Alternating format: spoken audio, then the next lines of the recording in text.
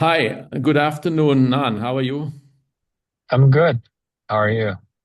I'm good too. Thanks for answering questions about the Chinese AI landscape. You have a very special background, just ideal for this event, actually, because you know sort of both worlds, China, Singapore, so Asia, Southeast Asia, and then you have studied here in Zurich and also worked a couple of years. Is that correct? Maybe just briefly introduce yourself so that I don't do anything wrong. Sure. Happy to speak to you. I'm Nan. I'm a Chief AI Officer of Arise Venture Groups, one of Thailand's largest conglomerate, and I'm driving the AI transformation in telco, financial services, and retail. At the same time, I'm co-founder and president of Arise AI, the software arm of the group, where we build sovereign AI solutions and enterprise AI products. Previously, I was an executive at TikTok, a Mm. ByteDance company, and also Shopee, Southeast Asia's leading e-commerce company. And then I also worked at Uber, the American tech company. Mm. Prior to that, I spent many years in Europe and Switzerland, where we built AI startups. And I studied in ETH Zurich. So I was in Switzerland for 7 years. And my experience actually brought me across China, Southeast Asia, Europe, and also Silicon Valley, America. I studied at Stanford as well. So very happy to provide my experiences as a practitioner on this topic. Excellent. We could ask you lots of questions. You have been nearly everywhere. Fantastic. So, but let's jump right in. So, topic is the China and AI and the fact that they seem to overtake the Silicon Valley. It appears to me. Why are Chinese AI companies catching up so quickly? What is your take on that? So, being an insider. Yeah, I think my take for this is that China is catching up really fast, and the Chinese companies and American companies are playing two different games. The Chinese are optimizing for deployment, for the floor, for the real interactions between the model uh, in the form of agents with real world applications, whereas Americans are optimizing for the ceiling, for the path to AGI. And then why could the Chinese companies iterate so fast and catch up so fast? I think there are three reasons. One is the resources. China has the largest amount of capital, talent, data, and also companies who are already strong in this space outside of the US. Mm. Second is the inaction and the fast deployment in real world scenarios. We just finished WAIC 2026, and we see that the agents have been deployed in real world scenarios like in factory floors, in power grid, in call centers, even in tax bureau, right? There Mm. are tons of iterations happening, and these gives the real world data and feedback to the model. I think the third thing is constraint driven innovation. The US putting the strictest constraints to access to advanced AI technology from the chip layer to the chip making technology to the model itself. And China has to innovate. And it's a national strategy, is an agenda that is driven by the government, participated by um, all the major companies and also the practitioners and researchers. And they want to be able to drive this innovation forward using the Chinese force alone, not by intention, but by the constraints that the US Mm. set around it. Right, right. There's relatively little known about these Chinese AI startups, but also what's happening in the big companies here. Of course, I guess primarily also because we just don't speak Mandarin and cannot read it. And they probably don't publish that much in English unless it's for marketing purpose or so, or if they're open source. But But and very often I see Silicon Valley pundits going to China for 2 3 weeks, visiting them all, and then they write in Substack smart articles. And it seems always like, of course, some outsiders talking about it. But I guess you have more insight. So how do Chinese AI startups differ? Specifically the startups, right? The open weight and open source, primarily, they are from Silicon Valley. I mean, just the startups by themselves, their motivation, and how they work, and who's behind it, and so forth.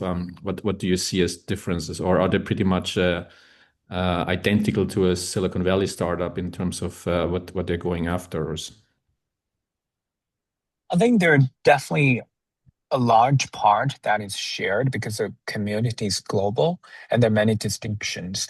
I actually want to start with the shared part. If you look at the founders of the Frontier Labs, even the um, closed sourced labs like Quen and Seed by ByteDance, Mm, a large part of the founding team and its core management team come from uh, West backgrounds.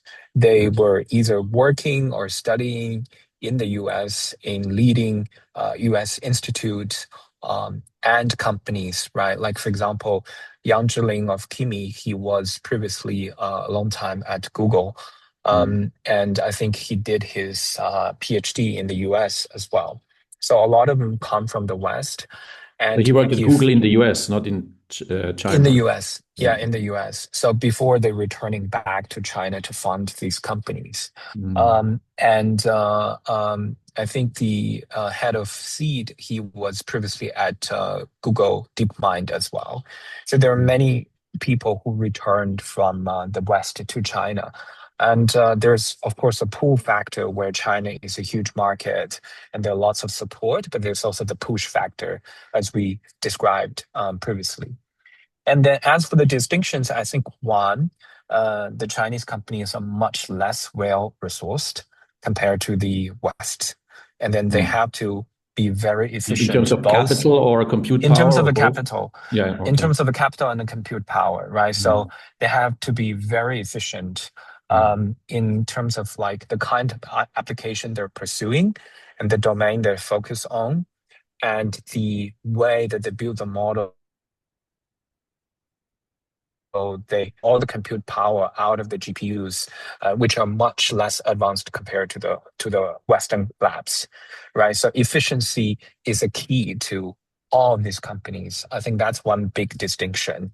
mm, Um, and the second, I think the willingness to pay, the monetization is much harder in China compared to many other places. So that's why they would actually want to uh, have more collaboration with, let's say, the government or the big tech companies in China because they have less funding by themselves, and it's harder for them to generate revenue to sustain the heavy investment in AI, in building up the models and getting the compute mm. and also But funding the talents, right? I So see. they need to get support from different places, right? I Mhm, think that's one second distinction. And the third distinction is, of course, the biggest one, which is Chinese labs. Most of them, they embrace open source. They believe mm, that's the way to go. Yes, we have the closed sourced and primarily Seed by ByteDance, but mm, almost everybody else would open source a large part of their stack and publish reports on that. They want to bring up the community.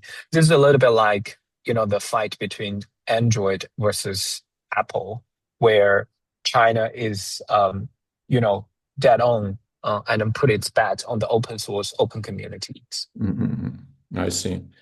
Just some clarification for me. On one hand, you said that there are all these AI real world deployments happening much more than here. So obviously there is more yeah, innovation going on, really bringing AI to real world applications. Why, on the other hand, then you're saying they have challenges to monetize it? It sounds like there's a much bigger, more ready market in China than elsewhere, in particular here, where everyone is first afraid and then even more afraid, and then hardly any resources left to do something. So it's a bit Yeah. so my experience. Yeah. Mm, Yeah, I think there two reasons, right? One is if you look at the consumer side, the Chinese consumers have very little willingness to pay for I see. Okay. AI consumer apps, right? And to give you an They used example, to get everything for uh, free somehow because it's yeah, and they want to get everything for free continually. okay. Uh, and then if you look at Doubao, right, which is the Mm, most popular chatbot and mm, agents in China, has more than 200 million DAU, daily active users, mm. and they are making less than 150K USD a day. That's how Oh, little money uh, and these it's 200 million. this Okay. app yeah, right, so they are less than 150,000 USD a day. So this shows you how hard it is in the consumer market to make money. Mm, And then in the B2B market, yes, people are paying more, but again, the deal size is much smaller compared to mm, the Western. And that's but the cost of compute and the cost of talents are on a comparable level, right? mm. So that's Yeah. why they Right. are actually working very, very hard to ensure that they have efficiency, and then different people have different ways to approach these. For example, DeepSeek itself, it's very well funded and it has equity trading business which can fund itself as well. And then others more going for the labs or they're looking for IPOs. Mhm, mhm. Okay. So is that the reason why they go open weight and or even open source, and then of course expand the market internationally, and they actually make more money with this model internationally than in China, or is this too simplified, or does it have other reasons that they do that? Because I China think seems to be open weight except the big companies, but all the small ones, I think, have pretty much open weight or open source models, right? Yeah, like the open weight is a way to bring up a community and to bring up the whole industry together. If you are closed weight, it's very hard to bring up the whole ecosystem to work towards the same goal. That's one.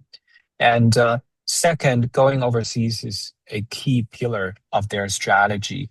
The benefits is not necessarily directly related to open weight because in China, it's very hard to get access to advanced chips and to um, even in inference itself, right? So different type of chips can make a huge difference. So if you go open weight and you go overseas, you can actually run your models on the most advanced chips and serve your clients better Mm. Oh, I see. outside Okay. China, Mhm, right? And of course, you mentioned that um, the monetization is a key reason why that the Chinese labs are going overseas. And I think the third thing is about the global influence and the global community. As we can see that the AI narrative is usually dominated by the Western media and by the Western narrative. China needs to find its place as the second most important player in this game. And its companies being overseas, building up the communities and bringing up different partners and clients is mhm. part of the overall strategy. Yeah, yeah. So looks like China is leading now, even definitely in open weight, but the latest Kimi model was beating even this super latest Anthropic and model. I think in coding, if I'm not mistaken. Are you seeing this as well, or are these benchmarks a bit too specialized, and that China is still second place, or are they overtaking now? Have overtaken even in some areas compared to the Yeah, US? I think like it's hard to say it's leading across the board, right? We could be specific about what China is leading and what China is not leading, right? Mm, So we talk about the open weight models, right? So most of the open weight models that are high performing and widely distributed are Chinese made. Um, mm, China is also leading in the cost effective inference, as inference now is majority of the total cost of ownership of deploying an AI model. Um, mm, and then China has really good industrial and manufacturing AI mm, deployment. Um, Embodied AI and robotics is where the next frontier is, at least one of the next frontier. And China is definitely leading over there in terms of mm, the robotics supply chain. And if anyone wants to build a robot fast, you can't get around Shenzhen, right? And you mm, look at how slow compared to the Chinese players in terms of the whole robots build up and what Elon Musk complained a lot about. You mm, can see that China's supply chain power is really big over there. And then there's also the consumer side, the integration at scale, and the data collection, again, the relatively loose data privacy and data protection regulations and practices in China is also somewhat more helpful to the Chinese companies in building up their models. So these are mm, the places where China is leading. What they're not leading is, of course, the advanced compute, right? Like compute memory, the US definitely has much, much better hands. mm, The absolute frontier capabilities for the general models, like what OpenAI and Anthropic have, China still are playing the catching up. And then mm, also the enterprise software ecosystem, in the sense of where deployed deeply have commercial success and sustainable business models. China is still exploring over there. mm, Um, and I think also in terms of talents, the US still has the most talents. China has a lot of great talents, but you can see that the US still, have a lot of patents, a lot of new techniques created, and even a lot of ethnically Chinese researchers and practitioners are working in the US. So US mm. still have the overall lead in talent and let alone capital. We talk about that too. All right. Okay. Uh, One question that's of course highly relevant here for Europe, for Switzerland, is the application in industrial and or physical, right, manufacturing areas. You said that China is clearly leading there. Could you compare this with what's going on here in Europe? I mean, industrial automation is a very traditional topic here with many great companies and probably leaders. But if AI goes in there and China is leading, then it seems like a paradigm change here. Do you see this coming? And is there a big threat for the Europeans here? China being leading in this space and deploying it also rapidly. Yeah, I definitely see that's a risk to Europe. Mm, And it's in every major manufacturing industry that Europe, especially Germany, um, has enjoyed it for so long. It's being challenged by China, not only by the AI deployment itself, by the um, also just by the power of the supply chain, the faster iteration, the more skilled and motivated labor force, both in terms of innovation and on factory execution, the speed of innovation and the fierce competition domestically, which just drive the efficiencies and the competitiveness of these companies to another level. Um, and also regulations and compliances, right? Like whether it's on GDPR, data privacy, and the European Union regulations and sorry to say, sometimes bureaucracies, and you know, things like environmental protection and all these things, um, it poses a lot of challenges to the European companies. And I, watching um, from a neutral stance, I really feel that the European companies are talking a lot about standing up and shaking up to face these challenges. But how well they're doing in effect, it really sometimes worries me that, in 10, 20 years, what's going to happen to these once very formidable and profitable European manufacturing industry. Mhm, mhm. I mean, one main topic, or maybe the key topic for the event, is that we suggest that Switzerland, Germany, Europe is actually partnering with these tech players from China who are now clearly leading like in as you mentioned, robotics and use of AI in industrial applications. Do you see this as a realistic goal, or is this wishful thinking? What's your opinion about this? There's quite some backlash here, but Yeah, personally, we actually yeah, think collaboration is needed, and Europe needs to actually learn now from China, not the other way yeah. around more. So, Yeah, I do think that one is not only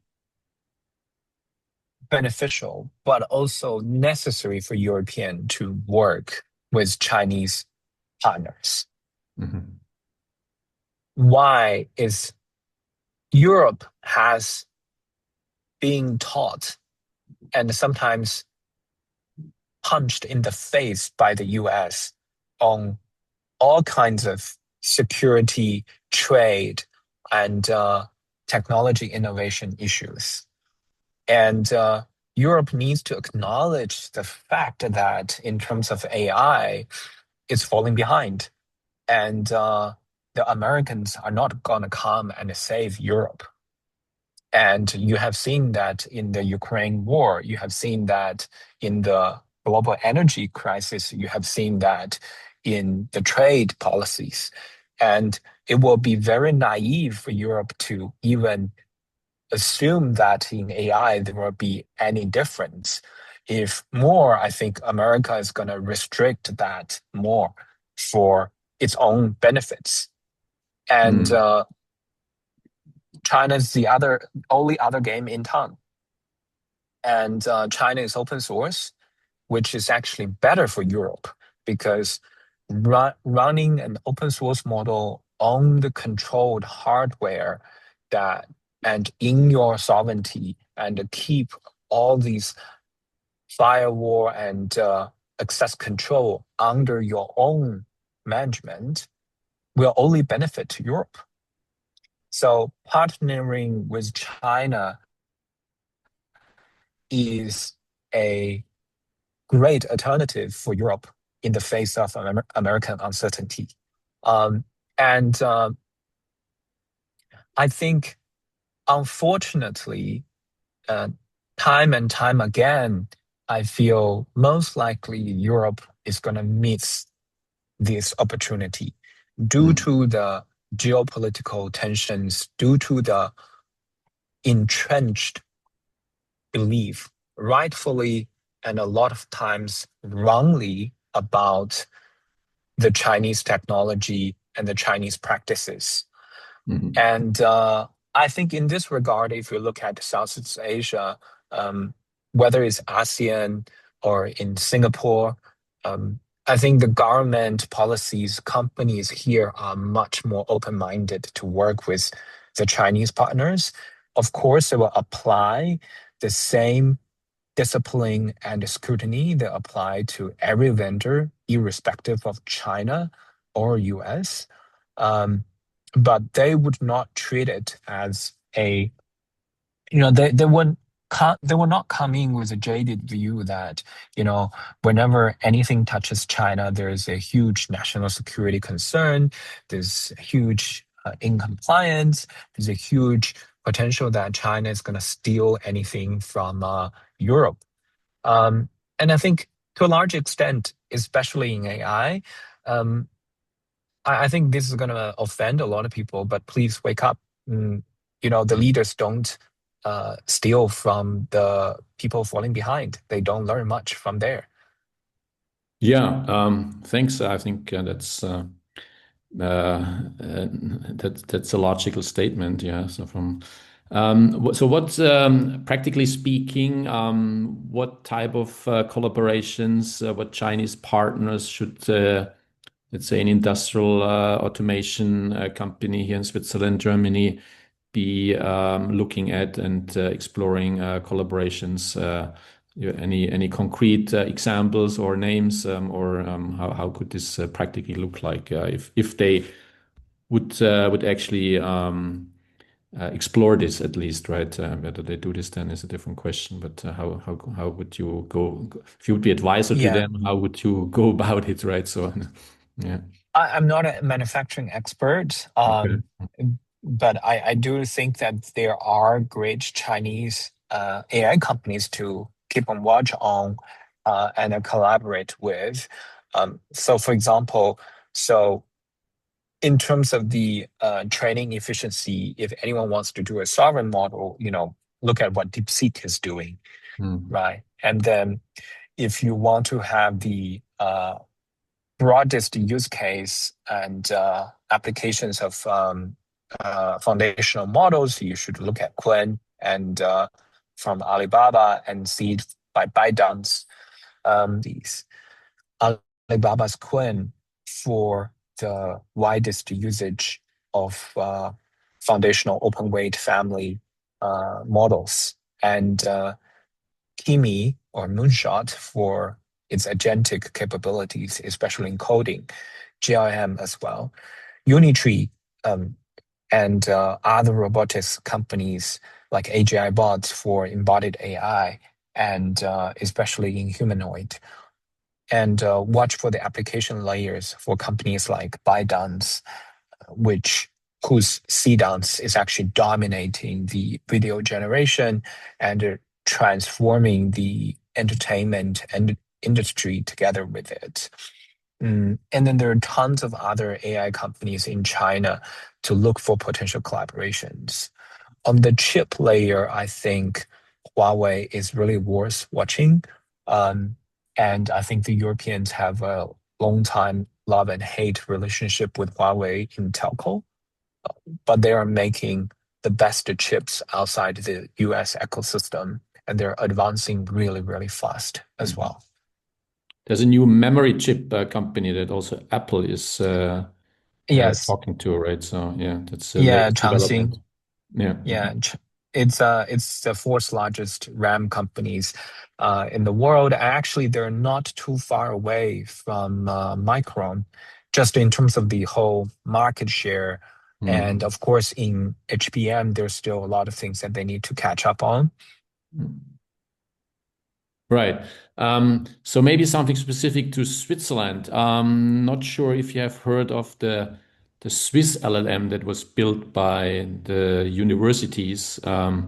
Sounds like you would just suggest that they work closer with the Chinese players here to get this up and running. It was I don't want to comment on the quality of it, but the first release, I think end of last year was quite underwhelming. And so, how would you recommend to them to?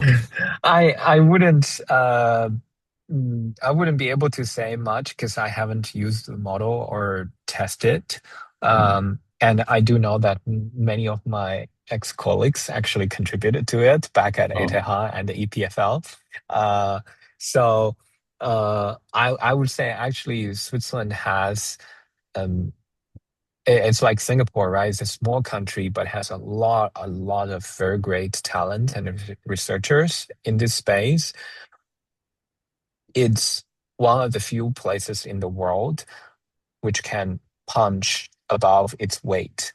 Um, However, we need to bear in mind that the weight is still very small. Even you punch above it, there are many other players that partnering with them could be very beneficial.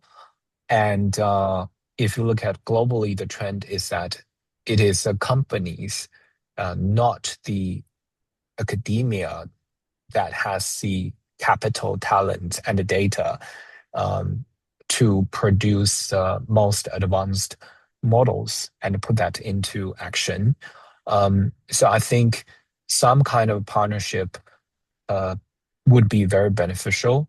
But I do understand that Switzerland would have a lot of concerns about IP, about national security, and how to build a balanced approach over there is very crucial. Because I also heard anecdotally that even for advanced institute like ETH by Alam Mata uh, now have strong restrictions over Chinese nationals to do PhDs in certain areas. So Mm. that's on one hand understandable, but on the other side could be worrisome too. Right. Right. Okay, great. Maybe one last question. It's always about looking forward. So what do you see as the next wave in AI innovation coming from, and of course, particularly out of China? Where do we will we be very surprised in the next 5 years or so, and what in what area, and who will drive this forward? And maybe one last thing. Um, the robots that you mentioned are here seen a little bit also as funny applications, so like dancing robots or so, and then often you hear the comments, yeah, but on the manufacturing floor you don't have dancing robots. There you have fixed robots that do their work, and that's it. I have different opinion on that one, but maybe you also look into that. And but looking out there, what's Yeah, happening in the next 5 years, and where will China contribute to yeah. innovation? Yeah. I think there are lots of very exciting frontier. Robotics, embodied AI, and the world model are definitely one of them. And um, I think in embodied AI, humanoid is what capture people's attention, but they're much bigger than that. And Mm, also the world model that these companies are building are the next frontier on the model layer. Um, and I think China definitely is going to be a very big player, if not the leading player here, because the robotics supply chain, because of the deployment, because of the ability to collect the data at a massive scale mm, for real world scenarios and interactions. Um, and I think right now you can see that the robots are really cool. The humanoid robots are very, very cool. I'm seeing so many of them in real life. It's really, really cool.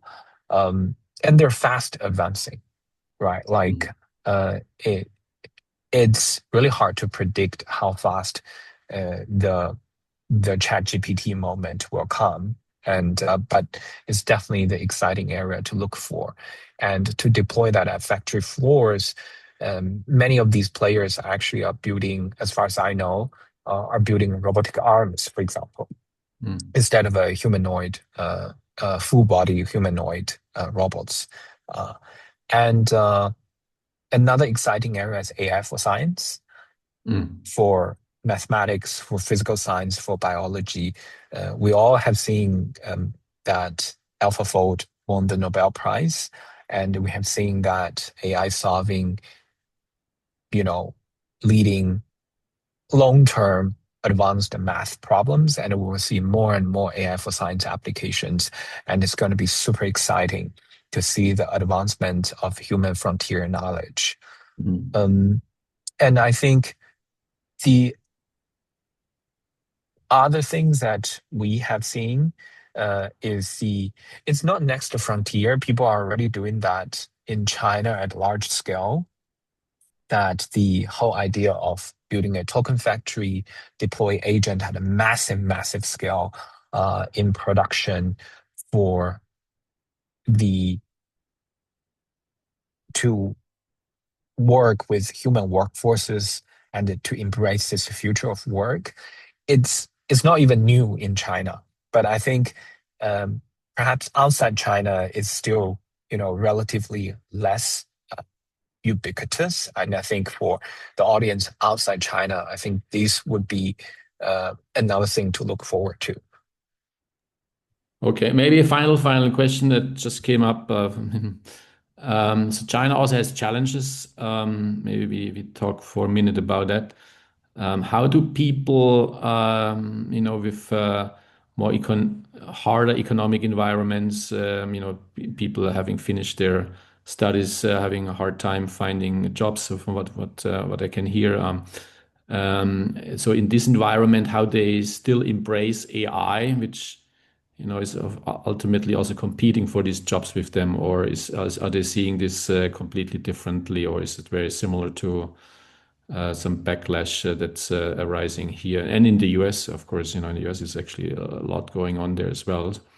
Yeah, which, usually they're more quicker adopting things, but for AI and data centers, there's a lot of backlash going on right now. So that, yeah, how it Yeah, in China? it, this is definitely a complex topic. I can only share my perspectives from a very narrow angle. I think one, the white collar workers, like everywhere else in the world, are very worried that their job are going to be made redundant.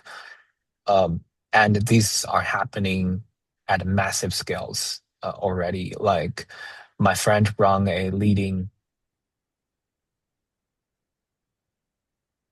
fast merchandise clothing platform in the world. I think it's definitely one of the top 10. And he used to have a um, UI UX team which designed for the clothing, for the different graphics for their clothes, because they launch massively like Shein, but they're not Shein. And then that team used to have 40 people. Now they have four, right? Wow. Okay. Yeah. So massive job losses are happening across the board. I was personally involved in a project where we have a few thousand people uh, across the world labeling data for our trust and safety operations. Right now, this team is, only 100 people. So several thousand people lost their job because of the automation that we did. Um, and I think the white collar workers are rightfully worried and very anxious. The On the other side, I think a lot of people, especially those who are in a less privileged condition, the blue collar workers and the everyday people, they are in a way have these sense of pride because China is advancing so fast and is competing with the US despite so much restrictions that US placed on this industry.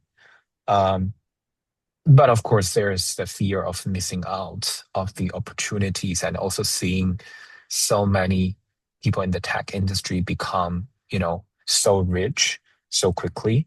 Uh, so there's this both the pride and also these FOMO sense there that we have observed a lot. Um, and um, I do think that the government is very conscious on this. And as you know, at the end of the day, Chinese has very strong socialist um, policies to ensure that massive layoffs and the displacement of people's jobs are a no-no for the government. And there are a lot of things that the government at each level are doing to ensure that whatever the AI revolution is taking us, that people will be able to preserve their livelihood. But how that pans out, that's really, really hard to say. But I would be actually less worried about China than, let's say, to a pure capitalist system like in the US, where, you know, a lot of things, especially different parties have different policies if it really turned out, I think there are clearly going to be winners and losers, and uh, how the winners take care of the losers has big question mark. Mm. All right. Yeah, let's conclude. Thanks so much, Nan. Very interesting talking to you and hearing your insights, and looking forward then to having you at the event on September 30th as well. Have a great Yeah, my day and pleasure. good week. Yeah. Cheers then. Bye-bye. Cheers. Bye bye. Bye.